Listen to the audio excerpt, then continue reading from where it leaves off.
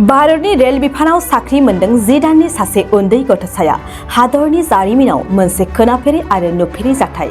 जोनोम जानायनि 10 दाननि उनावनो सरकारि साख्रि मोननो हादों सासे उन्दै गथ'साया, जाय समाव हादरनि कौटि कौटि लाइमोन सेंग्रा सिख्लाफोरा मोनसे सरकारि साख्रि लानो थाखाय हालाय हाफाय जानांदों।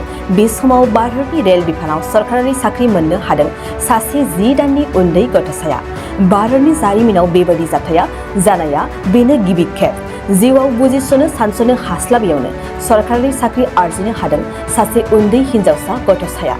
बेबायदि जाथाय जानायखौ खोनानानै थारैनो बयबो गोमोनो हमदों। जाथायानो जादों छत्तीसगढ़ रायजोआव मोनसे हरखाब लामानि जाब्रबथायाव बे गथ'साया गावनि बिमा-बिफाखौ दुखुनांथावै अबथिरा खोमाना लानो गोनां जादोंमोन। खाफाल गोनां बादियै जिउ रैखा जायो बे उन्दै गथ'साया। उन्दै गथ'सानि बिफाया रेल बिफानाव मावोमोन। गथ'सानि बिफानि मुङा राजेन्द्र कुमार, जायनाखि बिलाइ रेलवे यार्डआव एसिस्टेन्ट हिसाबै हाबा मावोमोन। जाब्रबथायाव बिमा-बिफा गोमाजानाय उन्दै गथ'सानि इयुनखौ साननानै रेल बिफाना मोनसे थांखि लादों। रेल बिफाना बे उन्दै गथ'सानो रेल बिफाननि साख्रि होनाय जायो। थांनाय 4 जुलाइ खालि बे उन्दै गथ'सानो रायपुर रेलवे डिभिजन SECR नि पार्सनेल डिपार्टमेन्टआव रेल बिफाननि साख्रि होनाय जाबाय।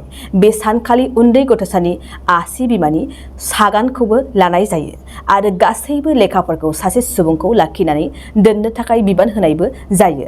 10 बोसोर बैसो जायोब्लानो बे उन्दै गथ'साया साख्रियाव हाबनो हागोन। मख'नो गोनांदि देरनानै साख्रियाव हाबजासिम रेल बिफाना बे उन्दै गथ'सानो दरमाहा होबाय थागोन। उन्दै गथ'सानि इयुनखौ नायनानै रेल बिफाना बे थांखिखौ लानाय जायो। नोंथाङा देहानि सानाय सुनाय बेरामनि जेंनायाव गोग्लैदों नामा? गावनि देहानि सानाय सुनाय बेरामखौ लानानै दुखुआव दं नामा? मोनसे गोजोनथाव खौरां, नोंथांनि देहायाव बायदि रोखोमनि सानाय सुनाय दंब्ला नोंथाङा जिंगा दासि। SI निउर' थेरापि, बेयाव नोंथाङा गावनि देहानि सानाय सुनायखौ गोरलैयैनो फाहामनो हागोन। सिं सानाय, आफादावदै सानाय, मोदोम जरा सानाय, आइजोफोरनि जेंना, बायदि बायदि गोबां रोखोमनि देहानि सानाय सुनायखौ गोरलैयैनो फाहामनो हागोन।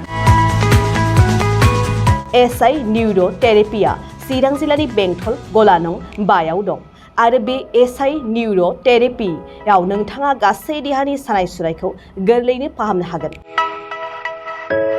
गोबां मिथिनो थाखाय 7620160459 जानबुं अनजिमायाव जगाजग खालामनो हागोन।